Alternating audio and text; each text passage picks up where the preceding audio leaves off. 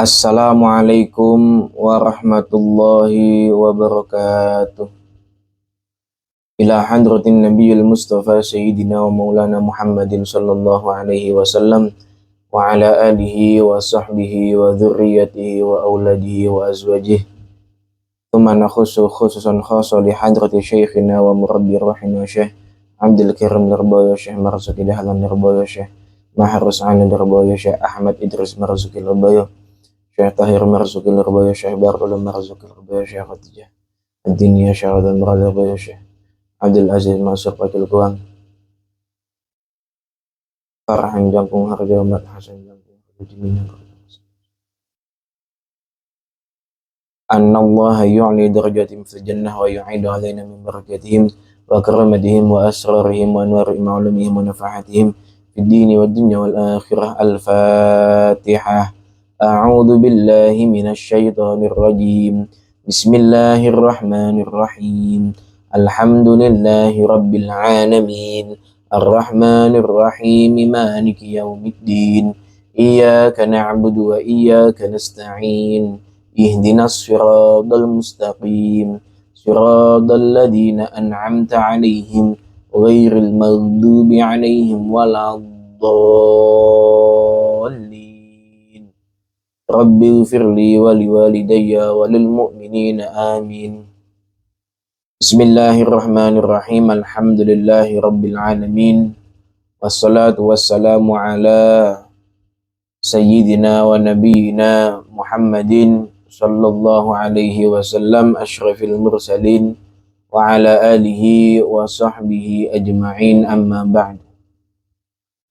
Rabbi syrah li sadri wa yassir li amri wahlul 'uqdatam min lisani yafqahu qawli. Ibu-ibu yang dirahmati oleh Allah, alhamdulillahi rabbil alamin. Segala puji mari kita panjatkan kehadirat Allah Subhanahu wa taala atas limpahan rahmatnya, atas limpahan karunia-Nya, hidayahnya, sehingga pada siang hari ini kita bisa berkumpul, bisa bermuwajahah dalam keadaan sehat walafiat tanpa suatu halangan apapun.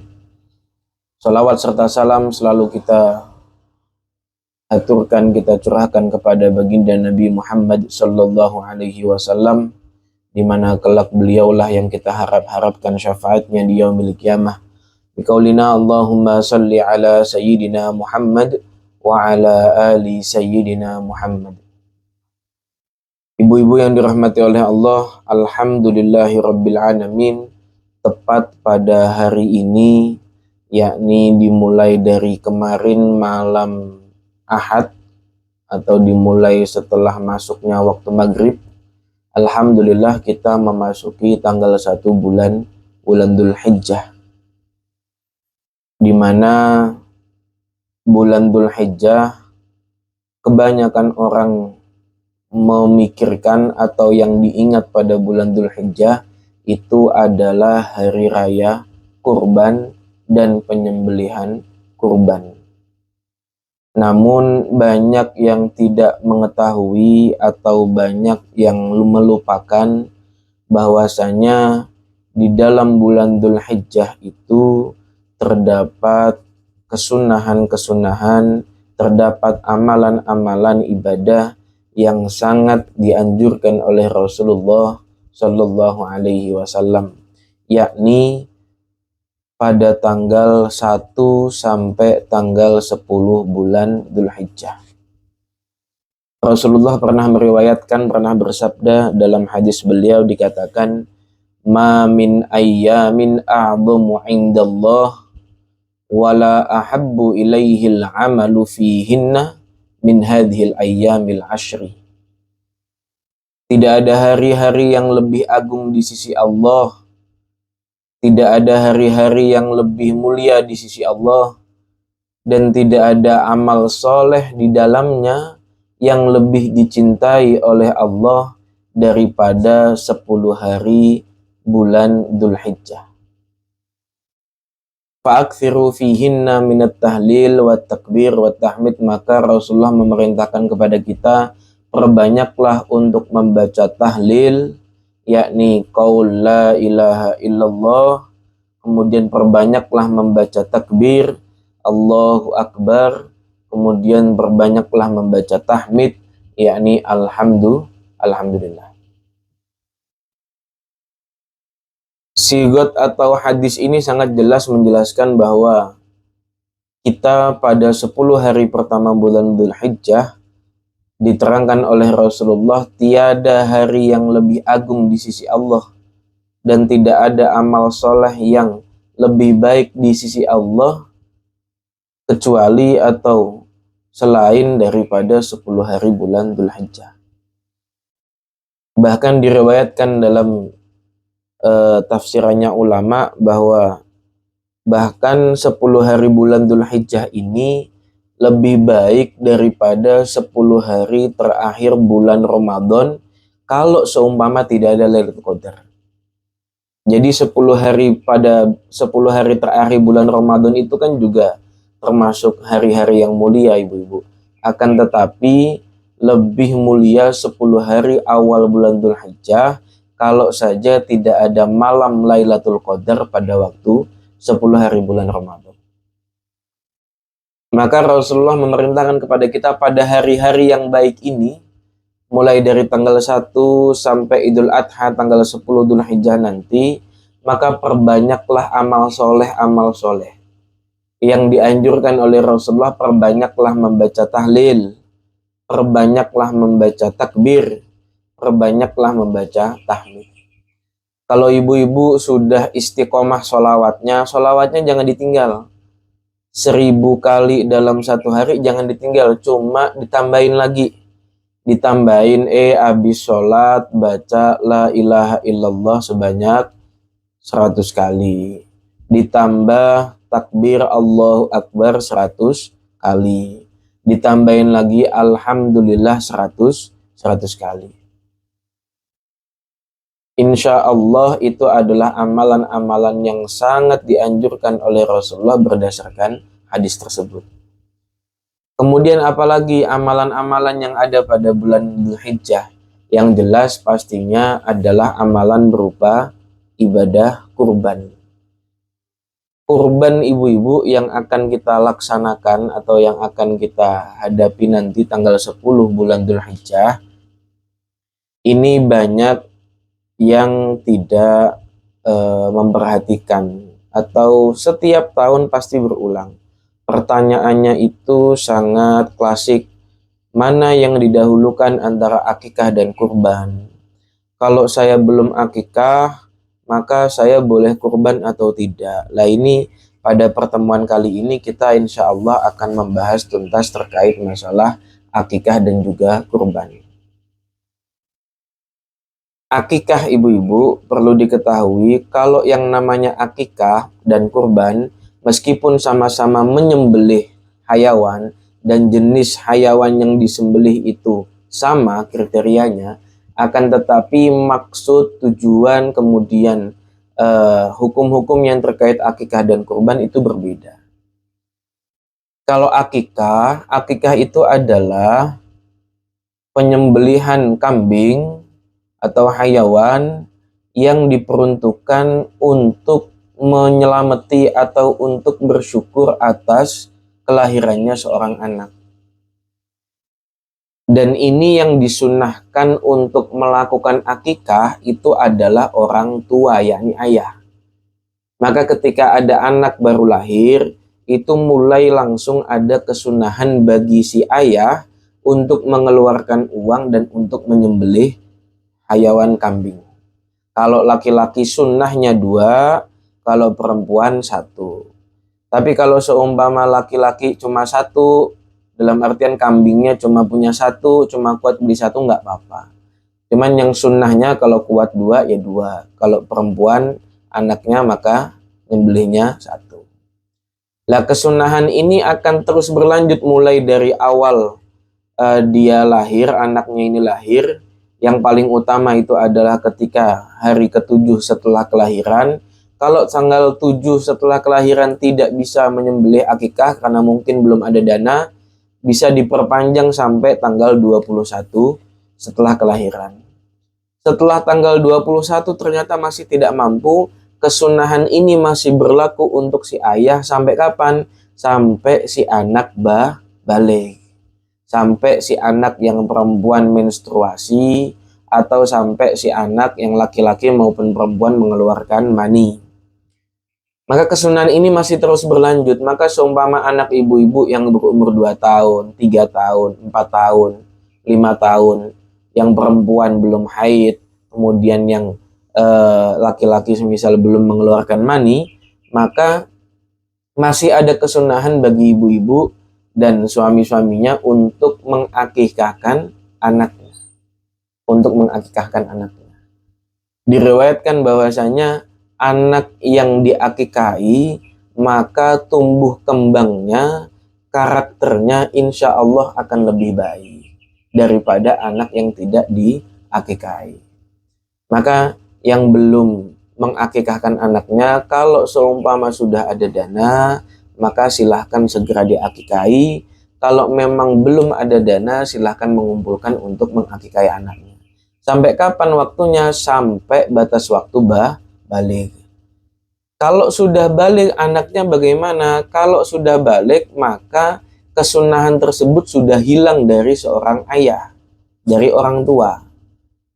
Maka bagaimana? Berpindah kepada si anak itu sendiri. Maka si anak ini setelah balik sampai seumur hidupnya, dia mendapatkan kesunahan untuk mengakikahi dirinya sendiri kalau memang belum pernah diakikahi oleh orang tuanya. Nah ini akikah. Maka akikah kesunahannya itu untuk sang ayah atau orang tua sampai dia balik. Ketika si anaknya sudah balik, maka sunnah berpindah kepada anaknya. Si anak itu sendiri untuk mengakikahi dirinya sendiri. Maka seumpama ibu-ibu sekalian di sini ada yang belum pernah diakikahi oleh orang tuanya dulu, nggak apa-apa ibu-ibu sekalian mengakikahi diri ibu sendiri dalam rangka untuk nyelameti, untuk bersyukur, untuk apa bahasanya ya, bersih-bersih diri supaya diri kita bisa ibadahnya lebih baik, supaya diri kita tauhidnya lebih baik, supaya diri kita lebih mendapatkan berkah dari Allah Subhanahu wa taala, diakikahi. Nah, itu akikah ibu-ibu. Itu akikah. Tapi kalau kurban, kalau akikah itu kan seumur hidup satu kali. Seumur hidup satu kali. Tapi kalau yang namanya kurban, kurban itu kesunahannya setiap 1 tahun satu kali. Setiap masuk bulan Dzulhijjah tanggal 10 sampai tanggal 11, 12, 13, ini masih ada kesunahan setiap tahun untuk berkurban. Maka tidak perlu dipertentangkan antara mana akikah dulu atau kurban dulu. Kalau seumpama saya belum akikah kemudian saya kurban, boleh nggak? Boleh. Kalau seumpama saya sudah akikah kemudian saya kurban, boleh nggak? Ya boleh juga. Nggak perlu dipertentangkan karena akikah itu seumur hidup satu kali, sedangkan yang namanya kurban itu setiap tahun ada kesunahan. Ibu-ibu kalau tahun kemarin sudah pernah berkurban, ya tahun ini sunnah lagi untuk berkurban. Mendapatkan pahala yang berlipat ganda pula ketika tahun ini kurban. Maka seumpama pada saat ini ibu-ibu memiliki uang yang pas hanya untuk membeli 1 kambing seumpama, sedangkan anak ibu belum diakikahi seumpama, maka lebih didahulukan mana antara kurban dan juga akikah? Ya tinggal dilihat kira-kira nanti-nanti itu kita masih ada uang tidak? Kita masih bisa mengumpulkan uang atau tidak untuk membeli kambing mengakikahi anak? Kalau masih ada uang simpanan atau masih kemungkinan mendapatkan uang membeli 1 kambing untuk akikah, maka pada saat nanti tanggal 10 didahulukan kurbannya. Karena nanti akikah bisa diundur kapan saja. Kalau akikah itu kan tidak ada waktunya ibu-ibu. Akikah itu bisa kapan saja, mau hari apa saja, tanggal berapa saja, bulan apa saja, akikah dipersilahkan. Tapi kalau yang namanya kurban itu khusus. Menyembelihnya itu khusus tanggal 10 Dzulhijjah sampai tanggal 13 Dzulhijjah pada waktu jam maghrib. Itu menyembelihnya batas waktunya seperti itu. Kalau apa itu namanya, makan dagingnya. Kalau membeli kambingnya itu terserah mau kapan saja. Cuma menyembelihnya waktunya itu dibatasi mulai dari setelah hari raya Id, maksudnya setelah sholat Id tanggal 10 Dzulhijjah sampai tanggal 13 Dzulhijjah. Lah karena waktunya ini terbatas dan sangat dibatasi, maka ketika memiliki uang untuk hanya bisa membeli satu kambing seperti tadi, ya didahulukan kurbannya dulu. Kalau memang masih ada kemungkinan mendapatkan uang untuk mengakikahi si anak. Cuma kalau anaknya ini sudah diakikahi, ya sudah dikurbankan saja. Uangnya digunakan untuk kurban. Lah itu beda antara akikah dan juga kurban. Kemudian terkait masalah kurban, kesunahan kurban itu berlaku selama 1 tahun 1 kali. Kemudian menyembelihnya tadi ibu-ibu, kalau menyembelihnya itu boleh dilakukan tanggal 10 sampai tanggal 13, berarti kan menyembelih kurban itu tidak harus setelah sholat Id. Semisal kurbannya saya mau ngurbankan pas hari libur aja dah. Hari liburnya tanggal 12 Dzulhijjah, nggak apa-apa. Liburnya tanggal 13 Dzulhijjah, nggak apa-apa. Yang penting jangan sampai melewati tanggal 13 Dzulhijjah. Selain menyembelihnya, kemudian bagi panitia atau ibu-ibu semisal dipasrahkan oleh orang yang menyembelih kurban untuk membagikan daging, maka pembagiannya pun dibatasi sampai tanggal 13.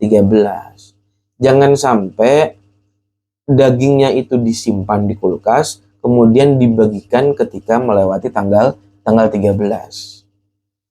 Jangan, ini tidak sah dalam pembagiannya. Tapi kalau seumpama ibu-ibu mendapatkan daging dari hasil kurban tetangga, dari hasil kurban masjid, kemudian dagingnya ibu simpen di freezer, kemudian ibu masak bulan-bulan berikutnya, terserah, silakan. Cuma yang dibatasi satu itu tadi, menyembelihnya itu tanggal 10 sampai tanggal 13. Kalau diamanahkan untuk membagikan daging kurban, maka harus dibagikan sebelum tanggal 13 Dzulhijjah. Tapi kalau akikah, kapan saja. Dan perbedaannya lagi, kalau yang namanya kurban, pembagian atau bersedekah membagikan dagingnya itu sebaiknya dilakukan dalam keadaan mentah. Sedangkan kalau akikah sebaiknya itu dalam keadaan matang. Tapi ribet Pak Ustadz kalau dibagiin mentah. Semisal kambingnya cuma satu, kemudian yang warga yang ada yang mau dibagiin orangnya ada 100 orang misal. Ini kan dapatnya dikit-dikit Pak Ustadz. Kalau seumpama dimasak aja gimana? Nggak apa-apa, malah bagus. Sekira kalau seumpama dibagiin cuma dapat secuil itu pun nanti kudu dibumbuin, kudu diapain, sedangkan dapatnya cuma dikit. Silahkan ibu-ibu yang menyembelih kurban kemudian membagikannya dalam bentuk makanan, silahkan. Kemudian permasalahan lagi biasanya muncul, saya kalau berkurban boleh nggak makan bagian dari daging yang saya kurbankan tersebut? Sunnah, malah disunahkan bagi orang yang menyembelih kurban untuk memakan sedikit dari daging yang dia kurbankan untuk dikonsumsi dia, kemudian yang lain dibagikan kepada fakir miskin. Nah ini banyak yang nggak tahu, dikiranya kalau kurban itu nggak boleh dimakan. Boleh, selama kurbannya kurban sunnah ibu-ibu. Nah ini perlu dipahami juga nih. Jadi kurban itu ada kurban yang statusnya kurban sunnah, ada yang statusnya kurban wajib. Lah kurban bukannya sunnah, Pak Ustadz, nggak wajib? Iya sunnah, hukum awalnya sunnah. Akan tetapi nanti kalau sudah dinadarkan, kalau ibu-ibu nadar, saya nadar kalau seumpama saya mendapatkan mobil ini, maka saya akan nadar pada Idul Adha tahun ini untuk menyembelih 2 kambing. Kambingnya kambing yang ini. Maka hukum kurbannya tidak lagi menjadi sunnah, akan tetapi menjadi wajib disebabkan karena adanya nadar tersebut. Lah kalau kambing yang disembelih adalah kambing nadar, kalau kurbannya itu adalah kurban wajib, maka ibu-ibu yang menyembelih kurban itu, yang punya kambing itu, tidak boleh memakan daging tersebut. Jadi daging yang disunahkan untuk dimakan sedikit itu tadi adalah ketika ibu-ibu kurban sunnah. Kurban sunnah ya kurban setiap tahun itu, selain kurban nadar itu namanya kurban sunnah. Lah ibu-ibu sekalian, mungkin kalau di antara kita tidak semuanya memiliki dana, tidak semuanya memiliki rezeki yang berlebih untuk melaksanakan kurban, maka kesunahan yang paling tidak yang bisa kita lakukan adalah pada hari raya, karena hari raya itu adalah hari raya Id, hari kebahagiaan, maka memang kita disunahkan untuk berbahagia pada waktu itu. Kalau seumpama kita tidak menyembelih kambing, kalau seumpama kita tidak mendapatkan daging, kalau seumpama tetangga kita seumpama tidak ada yang menyembelih, maka tidak usah bersedih. Tidak usah terlalu mengharapkan dapat daging dari sana, dapat daging dari sini. Kita tetap disunahkan untuk berbahagia pada waktu itu dengan berbagai cara. Bisa semisal setelah sholat Id, kita makan bareng. Kita masak bareng, masak ayam kayak, masak ikan kayak, masak urap kayak, masak telur kayak. Apapun itu yang penting kita guyup, rukun, kemudian makan bareng. Itu pun juga mendapatkan kesunahan dari Allah Subhanahu wa Ta'ala. Memang ada kesunahan untuk berbahagia, untuk membahagiakan diri pada waktu hari raya Idul Adha. Maka jangan memaksakan. Kalau memang tidak bisa berkurban, belum bisa berkurban, maka nggak apa-apa. Sembelih aja ayam kalau ada ayam. Sembelih aja bebek kalau ada bebek. Goreng aja ikan kalau ada ikan. Maka nggak usah memaksakan. Tapi sayogianya, kalau memang kita tidak mampu untuk berkurban tahun ini, ayo kita niatkan untuk berkurban tahun selanjutnya. Bukan cuma niat, tapi ada usahanya. Apa usahanya? Kita nabung mulai dari sekarang. Nabung per hari, kita nabung 5.000. 5.000 kalau dikali 1 bulan, 30 hari, berarti udah 150 ribu. 150 ribu nanti ketika sudah 12 bulan, berarti dapatnya 1.900.000. Tinggal nambahin berapa ratus ribu lagi, insya Allah dapat kambing. Maka insya Allah kalau ada niat dari dalam diri kita, insya Allah kalau orang memang benar-benar niat kurban, maka insya Allah akan Allah kasih rizki untuk berkurban. Nah, berkurban ini ibu-ibu, perbedaannya dengan menyembelih biasa, maksudnya begini, kenapa kok harus dipaksakan pada waktu itu, pada hari raya Idul Adha sampai tanggal 13 Dzulhijjah?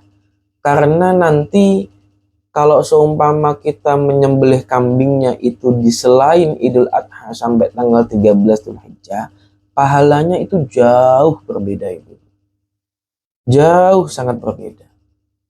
Maka ketika seumpama ibu-ibu beli kambing untuk dikurbankan pada waktu hari raya Idul Adha, ternyata disembelihnya tanggal 15 Dzulhijjah, padahal batasannya itu tanggal 13 Dzulhijjah, maka bagaimana hukum sembelihannya?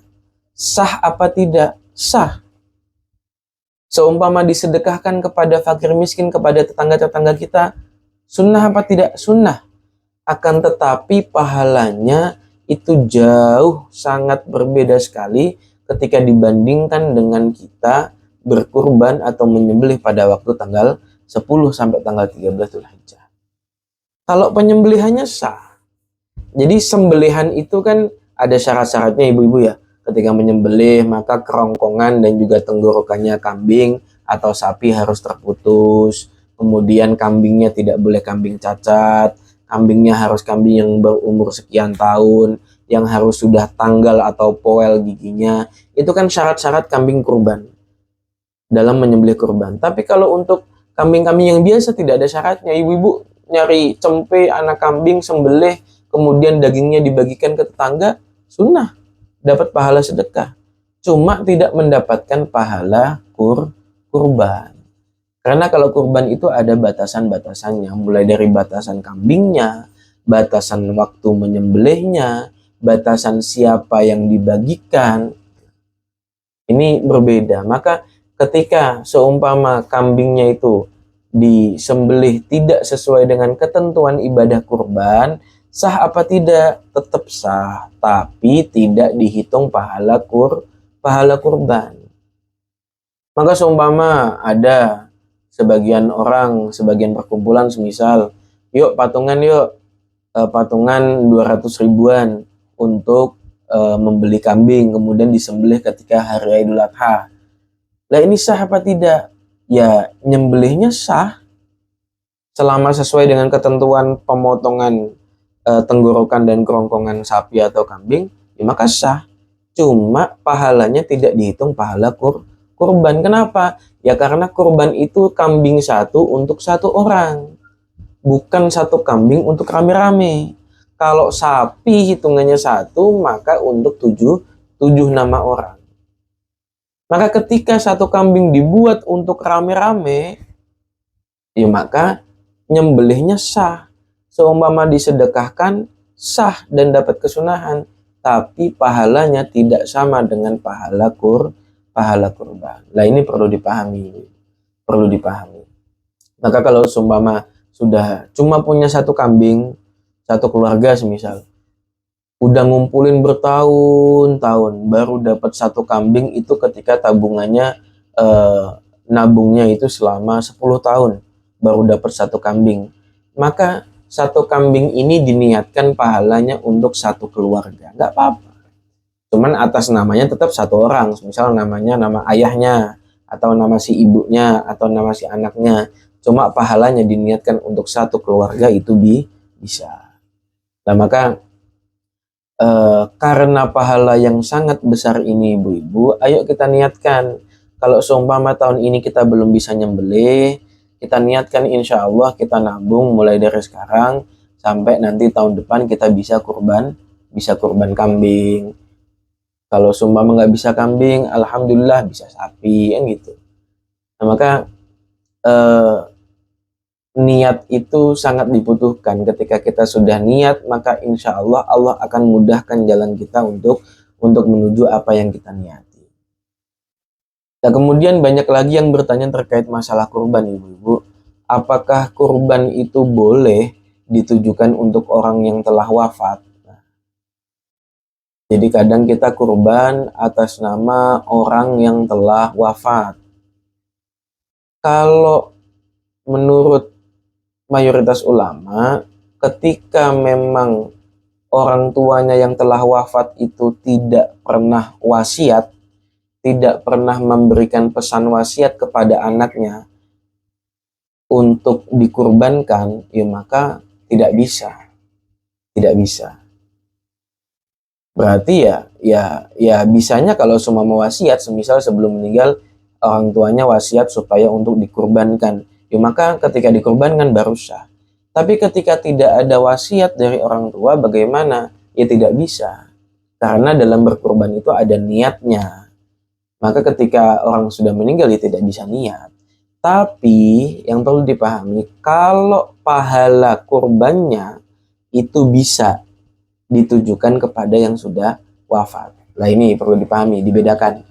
Jadi yang tidak boleh itu, atau yang bukan tidak boleh, yang tidak sah itu ketika kurban atas nama orang yang sudah wafat. Tapi kalau pahalanya itu ditujukan kepada orang yang telah wafat dan kurbannya diatasnamakan orang yang masih hidup, itu boleh atau sah. Jadi semisal orang tuanya sudah wafat, yang kurban tetap ibu-ibu. Ibu-ibu kurban, nyembelih kambing, kemudian atas nama ibu sendiri, kemudian pahalanya ibu niatkan ditujukan kepada ayah atau ibunda ibu yang telah wafat, itu boleh. Dan itu sampai. Jadi perlu dipahami, orang yang berkurban dengan orang yang dikirimi pahala berkurban itu bisa berbeda. Lah ibu-ibu yang dirahmati oleh Allah,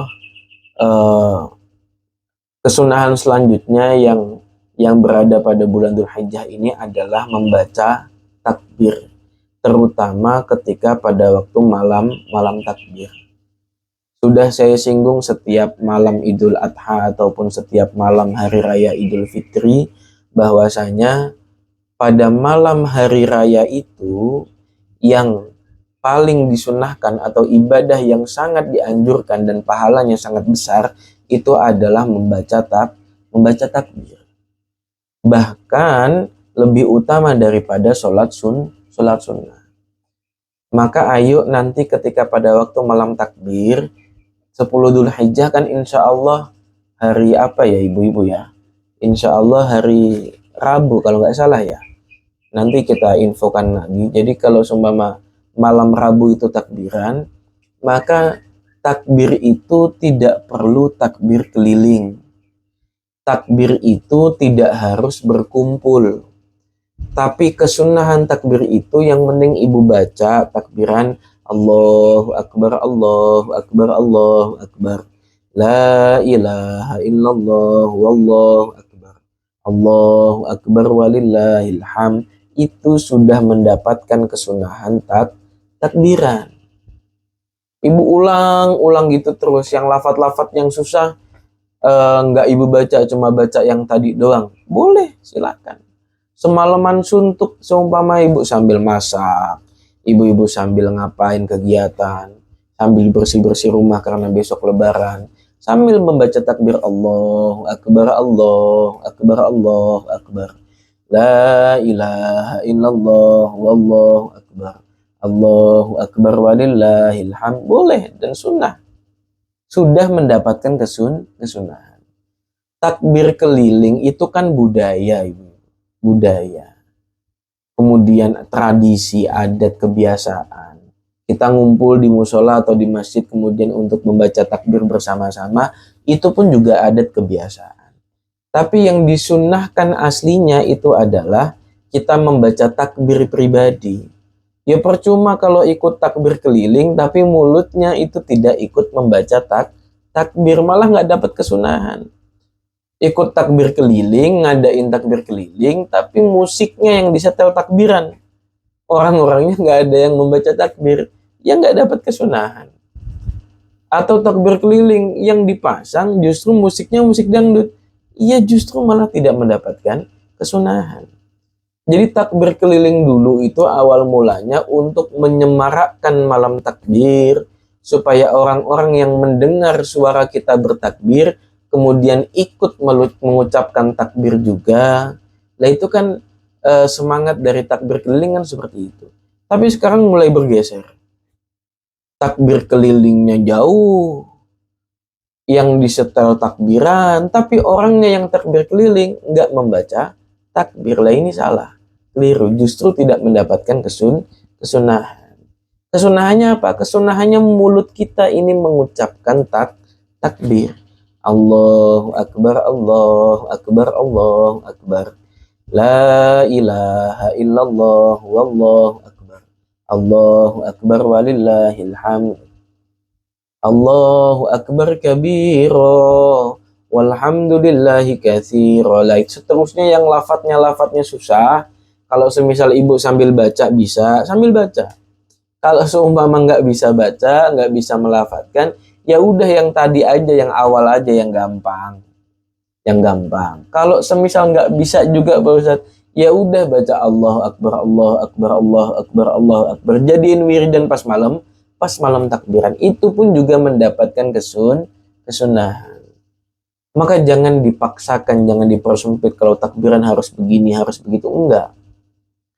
Enggak, yang penting lisan kita mengucapkan takbir. Lah ini ayo ibu-ibu, ini banyak yang tidak tahu, mentang-mentang tidak ikut takbir keliling, tidak ikut di masjid atau musola untuk takbiran, terutama yang ibu-ibu ini, yang para perempuan-perempuan, kemudian tidak melafadzkan takbir. Lah ini sangat disayangkan, karena kesunahan untuk melakukan takbir, untuk membaca takbir pada waktu malam hari raya itu sangat disunahkan dan sangat besar pahalanya.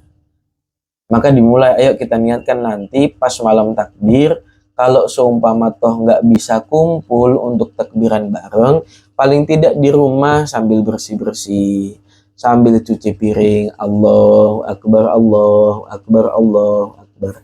Kan enak Bu ya, lisannya kan nggak berat ya, cuma mengucapkan takbir seperti itu. Atau sambil nonton kita mengucapkan dalam lisan dikit-dikit Allahu Akbar, Allahu Akbar, nggak apa-apa. Silahkan mendapatkan kesunahan yang sama dengan takbir keliling. Bahkan kalau kita lebih khusyuk dalam membacakan takbir, lebih mendapatkan pahala yang lebih daripada takbir keliling. Sekali lagi, takbir keliling itu tidak wajib. Maka seumpama ada larangan untuk takbir keliling karena mengganggu kemacetan, karena menyebabkan kemacetan, mengganggu pengguna jalan raya, nggak usah marah. Nggak usah marah, karena takbir keliling itu nggak wajib, dan memang tidak ada kesunahan untuk takbir keliling.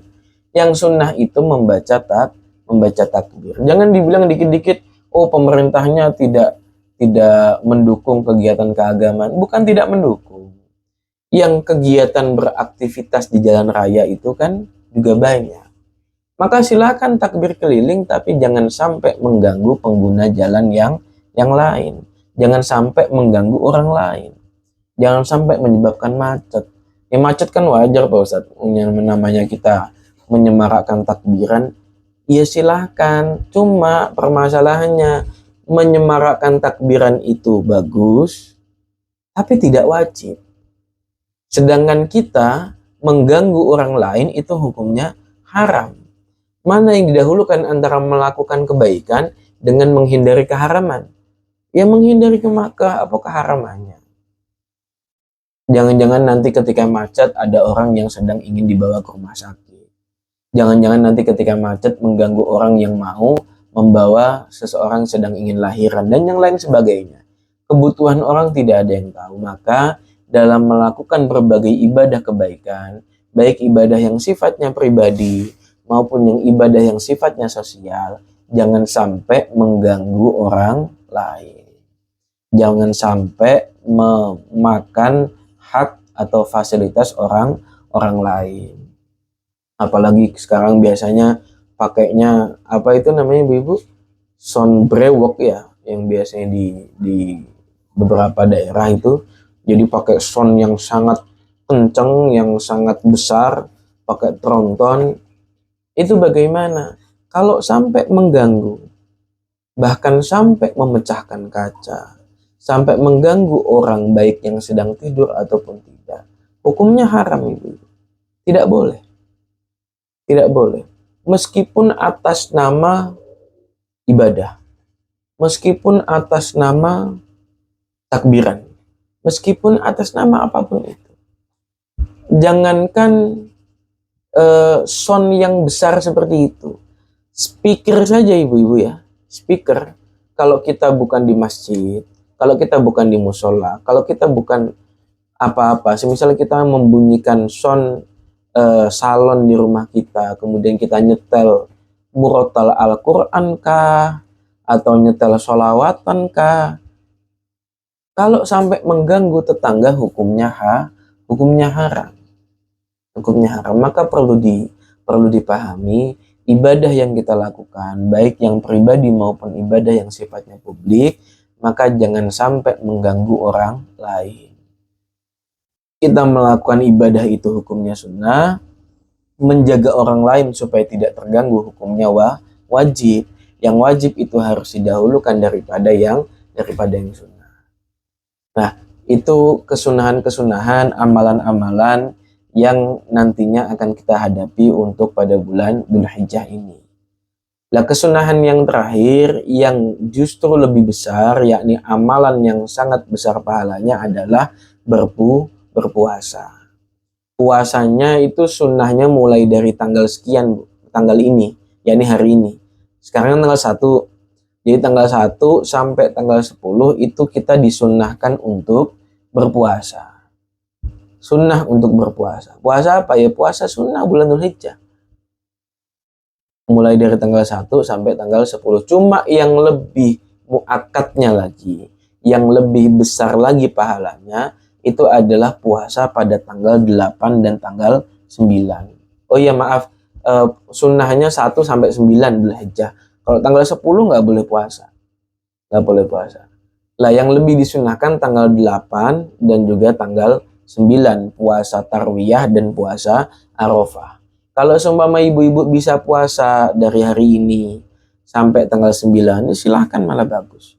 Kalau seumpama bisanya cuma tanggal beberapa aja Pak Ustadz, gimana? Tanggal 4 doang, tanggal 5 doang, nggak apa-apa, silahkan. Cuman yang lebih disunahkan lagi adalah tanggal 8 dan tanggal 9. Kalau tanggal 1 sampai tanggal 7 nggak bisa puasa semisal, ya nggak apa-apa. Cuman kalau bisa tanggal 8 sama tanggal 9 Dzulhijjah jangan sampai ditinggal. Itu puasa tarwiyah dan puasa Arafah. Kalau tanggal 10-nya ketika hari raya Idul Adha itu malah diharamkan untuk berpuasa. Begitu pula pada hari raya Tasyrik.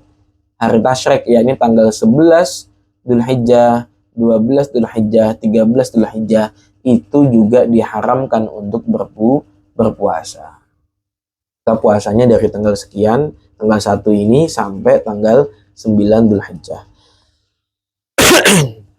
Ibu-ibu yang dirahmati oleh Allah,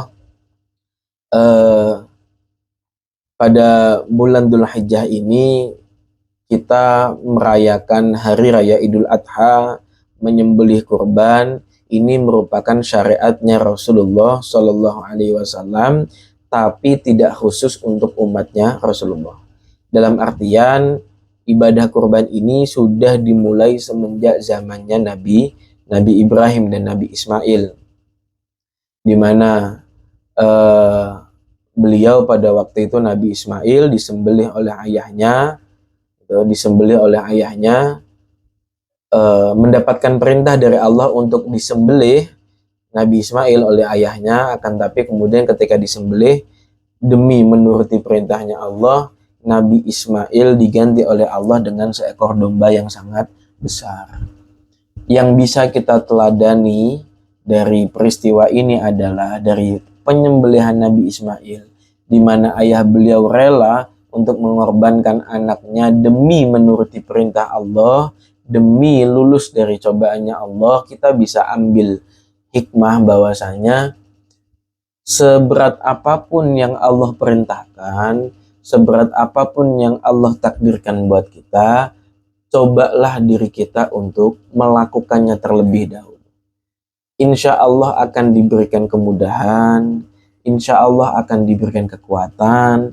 Dan kalau seumpama kita mendapatkan kehilangan atas segala apapun dari diri kita, insya Allah akan Allah ganti dengan yang lebih baik. Ayahnya Nabi Ismail pada waktu itu ketika diperintah oleh Allah untuk menyembelih Nabi Ismail, ya tetap gugup, tetap bingung bagaimana mungkin saya menyembelih anak kandung saya sendiri. Akan tetapi demi menuruti perintah Allah, demi mematuhi perintah Allah, beliau ikhlaskan anaknya. Beliau ikhlaskan Nabi Ismail untuk disembelih. Padahal itu adalah putra satu-satunya. Kemudian ternyata berkat keikhlasan tersebut, berkat kepatuhan kepada Allah tersebut, maka Allah ganti Nabi Ismail dengan domba yang sangat besar, dan Nabi Ibrahim dinaikkan derajatnya oleh Allah Subhanahu wa Ta'ala. Maka ayo kita meneladani peristiwa tersebut pada hari raya Idul Adha nanti, bahwasanya apa yang kita berikan untuk orang lain atas dasar ikhlas karena Allah, apa yang kita korbankan baik dari harta, baik dari pemikiran, baik dari tenaga, dan apapun itu dari kita, kalau sudah kita korbankan untuk orang lain, kita manfaatkan untuk kebutuhan orang lain, kita ikhlaskan karena Allah Subhanahu wa Ta'ala, maka insya Allah Allah akan gantikan apa yang hilang dari kita dengan berlipat-lipat ganda, dengan derajat yang tinggi di sisi Allah Subhanahu wa Ta'ala.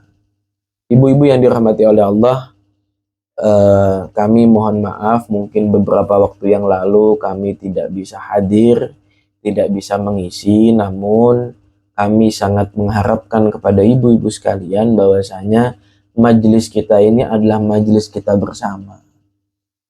Majelis kita ini bukan majelis saya, bukan majelisnya Mama Kiki, bukan majelisnya Abi, tapi ini majelis kita semua. Saya yang memiliki ilmu dari pondok pesantren, berusaha saya sampaikan kepada ibu-ibu sekalian. Maka ibu-ibu sekalian yang memiliki waktu, mohon sangat diluangkan waktunya. Kalaupun toh seumpama saya tidak bisa hadir, maka kami sangat mengharapkan ibu-ibu tetap hadir. Kan sebelum kajian itu kan juga ada pembacaan Quran, juga ada pembacaan sholawat, ada pembacaan tawasul, dzikir, yang mana semuanya rangkaian acara itu juga dihitung ibadah oleh Allah Subhanahu wa Ta'ala. Maka kalau seumpama saya tidak bisa hadir, saya mohon maaf yang sebesar-besarnya. Namun jangan kemudian ibu-ibu juga tidak ikut hadir. Karena keberlangsungan majelis ini, keberlangsungan kegiatan baik ini bukan hanya ada pada diri saya, akan tapi juga ada pada ibu-ibu sekalian. Kalau ibu-ibu semangat, kalau ibu-ibu istiqomah, insya Allah majelis ini pun akan bertahan lama. Insya Allah nanti kalau majelis ini sudah lama, kita semua sudah tidak ada, ibu-ibu kita sudah tidak ada, akan dilanjutkan oleh generasi-generasi kita yang ke depan sampai yaumil kiamah. Maka harapan besar kami adalah ibu-ibu sekalian rutin hadir dalam majelis yang insya Allah akan kami selenggarakan terus, baik itu rutinan hari Ahad, baik itu rutinan malam Jumat, atau rutinan apapun itu, kami berusaha mewadahi bagi ibu-ibu sekalian dan bagi keluarga kami juga untuk beribadah, untuk melakukan kajian ilmu dan yang lain apapun itu. Maka ayo kita niatkan, saya insya Allah saya niatin jangan sampai bolos pas ngaji fikih. Kalau sudah diniatkan seperti itu, insya Allah waktunya ditata sama Allah. Yang kudunya hari Minggu ada kegiatan, ternyata waktunya bisa dipindah. Ternyata waktunya diatur sama Allah, jadinya dipindah pada hari apa. Itu yang penting kita niatin dulu. Kita niatin dulu setiap hari Ahad, kajian kita hadir. Karena ibu-ibu sekalian tidak memiliki pengetahuan agama seperti saya, dan saya kebetulan merupakan alumni pesantren, kemudian memiliki ilmu yang saya dapatkan dari guru-guru saya berusaha untuk menyampaikan kepada ibu-ibu, maka ibu-ibu berusaha menerima dan mengamalkan ilmu yang kita bahas pada setiap hari Ahad.